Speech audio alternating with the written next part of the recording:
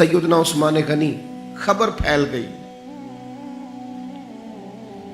कि हजरत उस्मान गनी को शहीद कर दिया गया है। उन्होंने हजरत उस्मान को रोक लिया था, बिठा लिया था।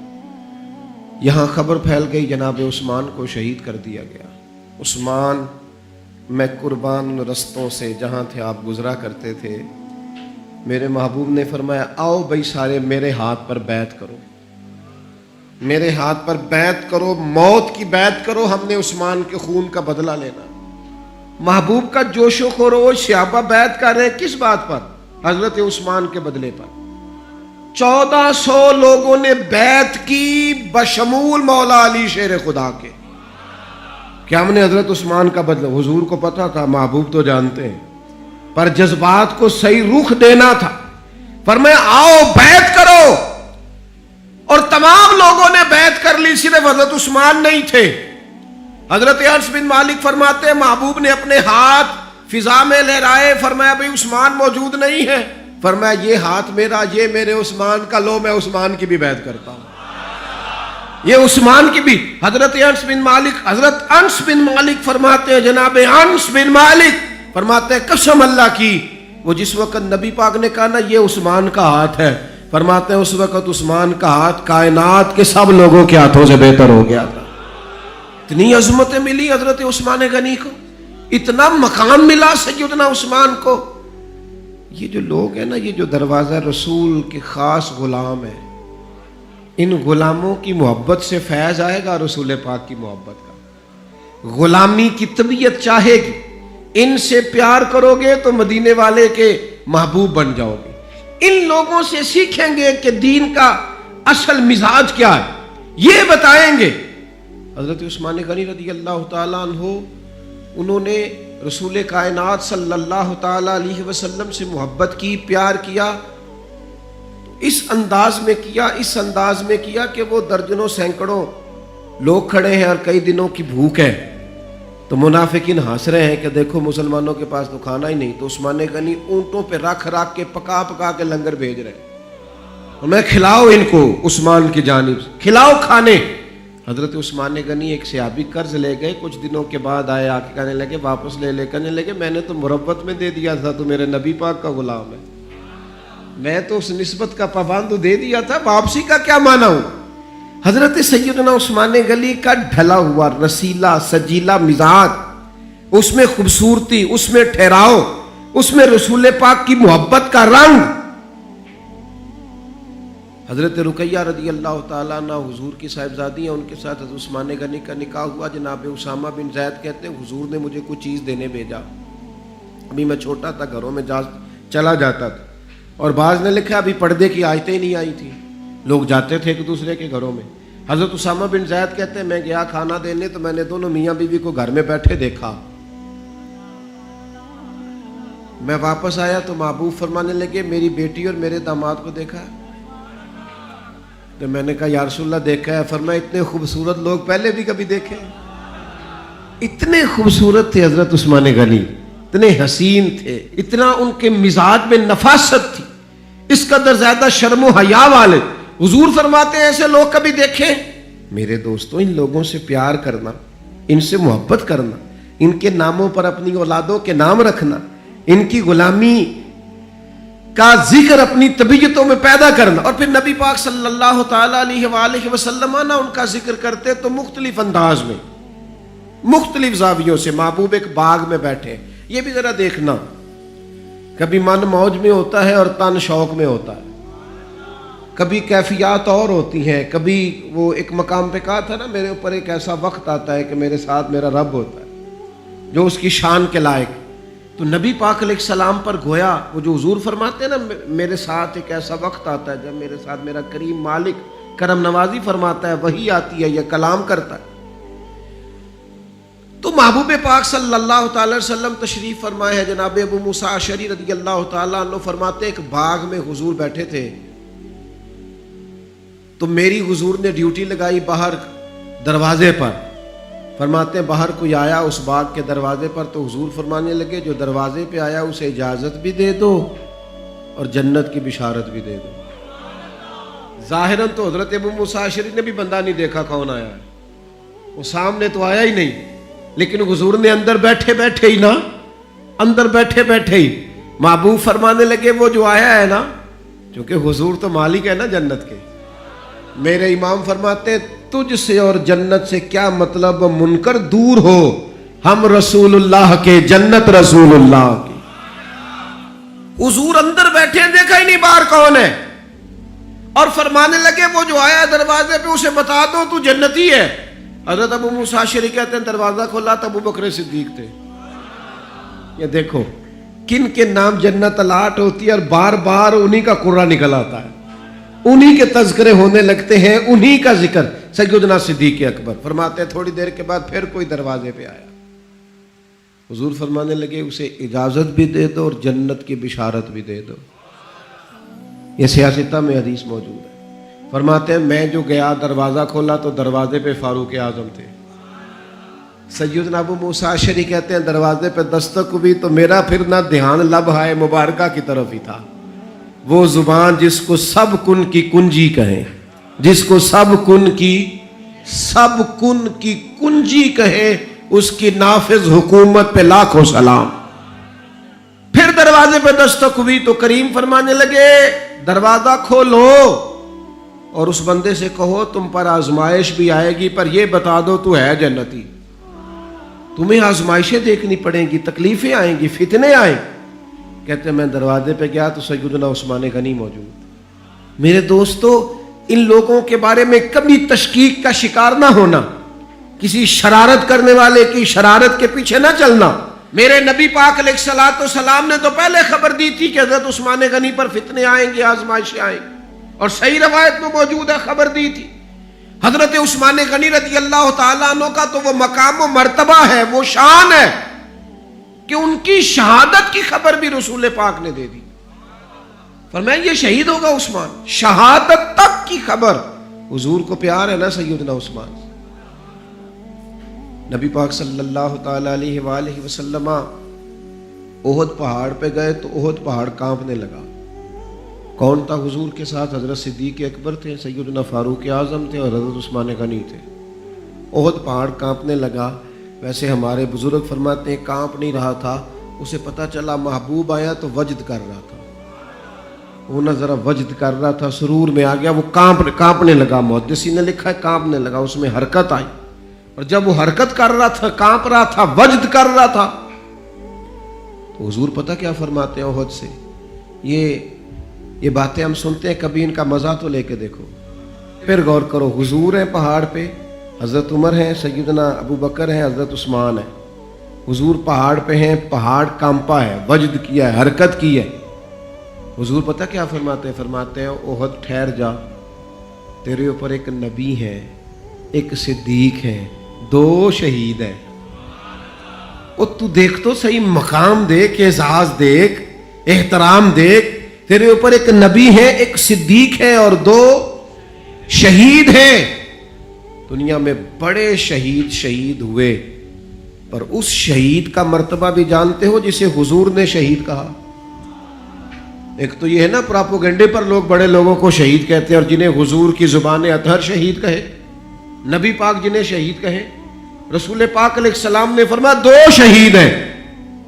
تو 2 شہید کون تھے؟ ایک حضرت عمر فاروق، ایک حضرت عثمان غنی۔ اور پھر نبی پاک نے میری شہادت کی خبر نہیں دی، حضور نے یہ بھی بتایا ان کا مقام کیا ہوگا، ان کو ملے گا کیا۔ اللہ کے حبیب صلی اللہ تعالی علیہ وسلم فرمانے لگے ایک تو شہادت ہے، اور شہید کو جنتی، اور صحابی ویسے ہی جنتی، اور پھر عشرہ مبشرہ، اور پھر خلفائے راشدین، اور پھر سیدنا عثمان غنی، اور پھر شہادت کا اعزاز۔ یہ ساری نسبتیں تو اپنی جگہ، لیکن رسول کریم صلی اللہ تعالی علیہ وسلم ارشاد فرمانے لگے ہر نبی کا کوئی نہ کوئی رفیق ہوتا ہے، اور فرمایا میرا رفیق عثمان غنی ہے، وہ بھی جنت میں، یہ جنت میں میرے رفیق ہوں گے، میرے ساتھ ہوں گے سیدنا عثمان غنی رضی اللہ تعالیٰ عنہ۔ رسول اللہ صلی اللہ علیہ وسلم نے ان کی عظمتوں کو بیان کیا، ان کا جو حضور کے ساتھ غلامی کا رشتہ ہے، جو نبی پاک علیہ السلام کے ساتھ وفا کا رشتہ ہے، ہر مقام پر، ہر موقع پر جس طرح سیدنا عثمان غنی اپنی خدمات لے کے حاضر ہیں، پیش ہیں، ہر جگہ موجود ہیں، حضور کا ان پر اعتماد ہے. بہت گہری محبت ہونی چاہیے امت کو حضرت عثمان غنی سے، بہت زیادہ وارفتگی اور شوق ہمارے دل میں ہونا چاہیے سیدنا عثمان غنی کا، اور اس قدر احترام سے ہمیں لوگوں کے تذکار اپنی اگلی نسل تک منتقل کرنے چاہیے کہ وہ لوگ ان کی دیکھیں نا. آج سب سے بڑا مسئلہ نوجوان نسل میں کیا ہے؟ جو چیز ہمیں سب سے زیادہ اپنے بچوں میں پیدا کرنے کی ضرورت ہے وہ شرم و حیا ہے، وہ سنجیدگی ہے، وہ معاملہ فہمی ہے، وہ وزاداری ہے، وہ وقار ہے، وہ متانت ہے، سنجیدگی ہے. ہماری آنے والی نسل ان خوبیوں کا شکار ہو جائے تو میں سمجھتا ہوں کہ جو لوگ اپنی آنے والی نسل میں وقار پیدا کرنا چاہیں، سنجیدگی پیدا کرنا چاہیں، ان کے اندر وہ وزاداری لانا چاہیں، شرم و حیا لانا چاہیں، سب سے زیادہ ضروری ہے کہ حضرت عثمان غنی کی سیرت انہیں سکھائیں. یہاں لوگوں کے پاس پیسہ آتا ہے تو پیسہ بڑا بندے کو بااعتماد کر دیتا ہے، تو بہت سارے لوگ پھر وہ بڑی بڑی عجیب و غریب معاملات میں نہیں چلے جاتے. اللہ ماشاءاللہ چلے، سب کی بات نہیں کرتا، ڈھیر سارا طبقہ دولت کے نام پر مختلف قسم کی معاذ اللہ عیاشیوں میں لوگ مبتلا ہو جاتے ہیں. حضرت عثمان غنی کو اللہ نے اتنا مال عطا فرمایا لیکن پھر بھی جھکی ہوئی نظریں، پھر بھی پیکرے شرم و حیا، پھر بھی وہ اپنے گھر کے اندر غسل کر رہے ہیں تو پھر بھی تہمت باندھ کے غسل کر رہے ہیں. فرماتے مجھے اپنی آنکھوں سے بھی حیا آتی، میں کوئی ایسا کام نہیں کرنا چاہتا جو حیا کے معنی ہو. ان کے مزاج کے اندر ایسی حیا تھی کہ ان کا کردار حیا بانٹتا تھا. کچھ لوگ ہوتے ہیں نا کہ جو کسی ایک مخصوص چیز کو سخت ناپسند کرتے ہیں. حضرت عثمان غنی رضی اللہ تعالیٰ عنہ انتہائی وزادار شرم. آج میری سوسائٹی میں زو مانا باتیں پھیلائی گئی، غلط باتیں کی جاتی ہیں، ایسی باتیں، اور ایسے لوگ اس سطح پر اتر کر باتیں کرتے ہیں جن کے منہ سے اچھی بھی نہیں لگتی کہ یار آپ اپنی وزاداری دیکھیں، آپ نے کتنی کمزور بات کری. بچوں کے بیچ بیٹھ کر، دوستوں کے بیچ بیٹھ کر آپ نے اتنی چھوٹی بات کر دی. آپ نے صرف 2 لمحوں کے لیے لوگوں کو ہنسانا تھا لیکن آپ نے حیا کا ہی خیال نہیں رکھا. آپ کے جو من میں آیا آپ نے کہہ دیا. ہر بات کو سنانے کی ہوتی ہے، ہر بات پہ. حضرت علی شیر خدا فرماتے میں نے ایک مخصوص مسئلہ حضور سے پوچھنا تھا لیکن مجھے اتنی حیا آتی تھی میں کئی ہفتے کئی مہینے پوچھ نہیں سکا، حالانکہ بات شریعت کی پوچھنی تھی. فرماتے پھر کوئی شخص آیا، اس نے وہ بات پوچھی تو میرا بھی مسئلہ حل ہو گیا. مزاج میں جب شرم و حیا ہوتی ہے، اور فرمایا جب بندہ بے حیا ہو جائے پھر جو مرضی کرے. پھر تو لوگ باپ کو مذاق کرتے ہیں، پھر تو اپنے بزرگوں کو مذاق کرتے ہیں. لہجوں کا سنجیدہ ہونا، متانت، وزاداری، وقار، ہر جگہ ہر بات نہیں کی جا سکتی. لہذا انسان کو اپنی ہر حیثیت کا خیال ہونا چاہیے. حضرت عثمان غنی کے مزاج کے اندر جو حیا کوٹ کوٹ کے بھری ہوئی تھی. نبی پاک علیہ السلام آرام فرمایا، بڑی معروف روایت ہے، اور تھوڑی سی پنڈلی مبارک سے چادر مبارک کٹی ہوئی ہے. حضرت ابو بکر آئے، حضور لیٹے رہے، عمر آئے، لیٹے رہے. سیدہ عائشہ کہتی ہیں عثمان غنی آئے. اچھا ایک بات یہاں، حضرت عمر مزاج کے جلالی ہیں، جناب عثمان تو ٹھنڈی طبیعت کے آدمی، لیکن ان کے مزاج کے اندر وہ جو ایک الگ وزاداری ہے، ان کے مزاج کے اندر وہ جو اس معاملے کے اندر بہت زیادہ سنجیدگی ہے. دروازے پہ دست، کوئی کون ہے دروازے پہ؟ حضور میں عثمان غنی. فرمایا ذرا رکو. سیدہ کہتی ہیں حضور اٹھ کے بیٹھے. اللہ کرے آپ سمجھیں یہ حضور کی شفقت ہے غلام کے لیے، یہ محبوب کی.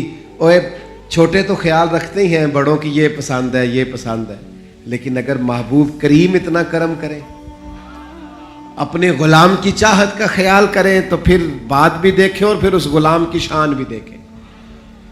نبی کریم صلی اللہ تعالی وسلم نے فرمایا ذرا رکو. حضرت عثمان غنی رک گئے. محبوب اٹھے، پہلے اپنی چادر مبارک کو ٹھیک کیا اور پھر حضور نے فرمایا اب آ جاؤ. بات چیت ہوئی، سیدنا عثمان تشریف لے گئے، باقی بھی چلے گئے.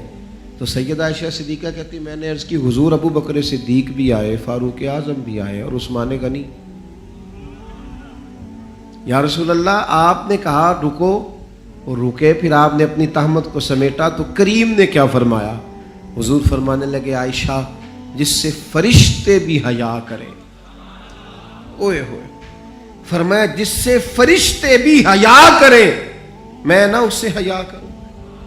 فرشتے عثمان غنی سے حیا کرے، فرشتے سیدنا عثمان غنی سے تو فرشتے حیا کرے، حضور حیا کرے، پھر وہ بڑا بے حیا نہیں جو عثمان غنی کا حیا نہ کرے، بڑا بے حیا ہے جو سیدنا عثمان کا حیا نہ کرے۔ حضرت عثمان غنی کے بارے میں حضور نے فرمایا ان سے تو فرشتے بھی حیا کرتے۔ حیا کا فروغ ملے گا اگر حضرت عثمان کی زندگی اور سیرت کو عام کی، حیا معاشرے میں عام ہوگی، ہماری اولادیں ان کو پتہ چلے گا کہ خوبصورتی تو حیا میں ہے، خوبصورتی تو نیچی نظروں میں ہے، خوبصورتی تو انسان کی وزاداری میں ہے، خوبصورتی تو تھوڑی باتیں کرنے میں، خوبصورتی تو ایسا لباس پہننے میں ہے جو حیادار ہو، خوبصورتی تو اس میں ہے جس میں انسان زیادہ وزادار لگے، زیادہ حسن اس میں ہے جس میں وہ زیادہ حیادار ہے۔ اللہ مال تو دے ہی دیتا ہے، لیکن وہ کہتا ہے دیا چونکہ میں نے تم سے تمہارا نہیں مانگتا، وَمِمَّا رَزَقْنَاهُمْ يُنْفِقُونَ، جو ہم نے تمہیں دیا وہ تو ہماری راہ میں خرچ کرو نا۔ تو ہمیں سارا کس نے دیا ہے؟ اللہ نے۔ یہ خرچ کرنا کسی نے اگر سیکھنا ہے تو حضرت عثمان سے سیکھے، یعنی دونوں ہاتھوں سے خرچ کرتے۔ حضور نے فرمایا کنواں پسند آ گیا تو کہا ٹھیک ہے، رنگے چمن پسند نہ پھولوں کی بو پسند، ہم کو ہے وہ پسند جسے آئے تو پسند۔ کیوں؟ اس لیے کہ خرچ کرنا جو ہے، ہمارے ہاں لوگ بڑا خرچ کرتے ہیں، کہتے ہیں میں سارا سال ہی تھوڑی تھوڑی کر کے زکوٰۃ دیتا رہتا ہوں، تھوڑا تھوڑی مدد کرتا رہتا ہوں۔ میں نے کہا یہ تھوڑی تھوڑی آپ دوسروں کی مدد نہیں کر رہے، آپ نہیں کر رہے، تاکہ اکٹھے دینے پڑیں گے تو کافی سارے دینے پڑیں گے، مشکل ہوگی، تو آپ اپنی مدد کر رہے ہیں۔ خرچ کرنا ہے لوگوں نے، لیکن کیا بتائیں آپ کو کس قدر زیادہ مشکل میں لوگ آ جاتے ہیں جب رب ہمیں دیتا ہے بے حساب دیتا ہے، اور جب ہم خرچ کرنے پہ آتے ہیں اتنا حساب، اتنی تیاری، اتنا غور۔ یہ ہمیں حضرت عثمان نے سکھایا کہ جب دیا اللہ نے ہے تو اس کے راستے میں بے دریغ ہی دینا۔ اور تیسری بات، حضرت عثمان غنی کو کئی دفعہ حضور نے جنت کی بشارت دی، لیکن وہ بڑا ڈرتے تھے اپنے رب کریم سے۔ ہمیشہ جو بڑا ہوتا ہے نا اس کی ذمہ داریاں بڑی ہوتی ہیں، جو بڑا ہوتا ہے یاد رکھنا اس میں احساس بھی بڑا ہوتا ہے، بڑا احساس ہوتا ہے اس میں۔ پہلے انسان اپنا خیال رکھتا ہے، اگر اللہ اسے 5 بچے دے دے تو پھر اس کا احساس بڑا ہو جاتا ہے، پھر اس نے کئیوں کا خیال رکھنا ہے، کئی چیزوں کا۔ اچھا پھر میں نے دیکھا کہ دادا جی ابا جی یہ کہہ رہے تھے بچوں کی شادی کر لوں پھر میں آزاد ہوں، لیکن وہ 5 بچے تھے، اب ان کے 3 بچے، اب احساس اور بڑا ہو گیا۔ اب بات آگے، جیسے جیسے بندہ بڑا ہوتا جاتا ہے اس کا احساس بھی، وہ ایک کے بارے میں سوچتا ہے کہ اس کو ضرورت ہو، اس کا کیا کرنا ہے اس کا۔ اسی طرح جو اللہ کے نیک بندے ہوتے ہیں جیسے جیسے ان پر فضل بڑھتا ہے نا ویسے ویسے ان کا احساس بڑھتا ہے، خوف بڑھتا ہے۔ انما یخشی اللہ من عبادہ العلماء، جو عالم ہوتے ہیں وہ رب سے ڈرتے ہیں، اللہ کے بندوں میں سے جو جتنا جانتے ہیں وہ اتنا اللہ سے۔ قبر پہ کھڑے تھے حضرت عثمان غنی، ایک قبر پہ کھڑے تھے، اتنا روئے کہ داڑھی آنسوؤں سے بھر گئی۔ بڑے لوگوں کے احساس بڑھے، بڑے لوگوں کی ذمہ داریاں بڑھی، بڑے لوگوں کی باتیں بڑھی، رو پڑے، داڑھی آنسوؤں سے بھر گئی۔ حضرت عثمان غنی سے کہا گیا جناب اتنا روتے ہیں آپ کو تو حضور نے 3 دفعہ جنت کی بشارت دی۔ تو سیدنا عثمان غنی فرمانے لگے جس کریم نے 3 دفعہ مجھے جنتی کہا ہے نا، اسی کریم محبوب نے فرمایا ہے قبر آخرت کی منزلوں میں سے پہلی منزل ہے، جو یہاں پریشان ہوا کہیں آگے بھی نہ ہو جائے۔ تو احساس ان کی زندگی میں، ان سے 3 باتیں سیکھ لیں، شرم و حیا سیکھیں، اللہ کے راستے میں خرچ کرنا سیکھیں، ان سے خوف خدا سیکھیں۔